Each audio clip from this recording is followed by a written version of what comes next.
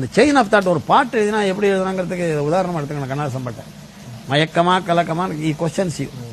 மயக்கமா கலக்கமா, மனதிலே குழப்பமா, வாழ்க்கையில் நடக்குமானா நீ ஆமாங்கிறீங்க. வாழ்க்கையில் நடக்குமான்னு உடனே அது லிங்க் வருது பாருங்க. வாழ்க்கை என்றால் 1000 இருக்கும், வாசல் தோறும் வேதனை இருக்கும். அப்புறம் எப்படியா வாழறது? வாசல் தோறும் வேதனை இருந்தா. வந்த துன்பம் எதுவென்றாலும் வாடி நின்றால் ஓடுவதில்லை. நீ எப்படி வாழறதுன்னு வாடி நின்னதுனால அது உன்னை விட்டுட்டு போறதில்லை. அப்ப எப்படி பின்ன சர்வை பண்றது? எதையும் தாங்கும் இதயம் இருந்தால் இறுதி வரைக்கும் அமைதி இருக்கும். என்னையா நொந்து கிடக்கிறேன், எதையும் தாங்க இதயத்தை, இதயம் எப்படியா எதையும் தாங்குங்கிறான். ஏழை மனதை மாளிகையாக்கு, அதுல என்ன காசு வேணும்? உன்னுடைய மனசை பணக்காரனாக்குறதுக்கு என்ன தெய்வம் தேவையில்லையே.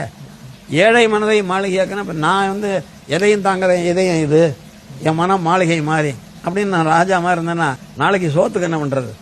நாளை பொழுதை இறைவனை கழித்து நடக்கும் வாழ்வில் நிம்மதி தேடு. நாளை பொழுதை இறைவனை கழிச்சு எப்போ பொழுது விடுகிறது, எங்க நிம்மதி தேடுறது? அப்படின்னா உன்னை விட மோசமா எவ்வளவு பேர் இருக்கான். உனக்கும் கீழே உள்ளவர் கோடி, நினைத்து பார்த்து நிம்மதினர். இது ஒரு அற்புதமான பாட்டு இல்ல? இது ஒரு பைபிள், ஒரு பகவத்கீதை, ஒரு குர்ஆன், எல்லாத்தினுடைய எசன்ஸ் இந்த பாட்டில் இருக்கு.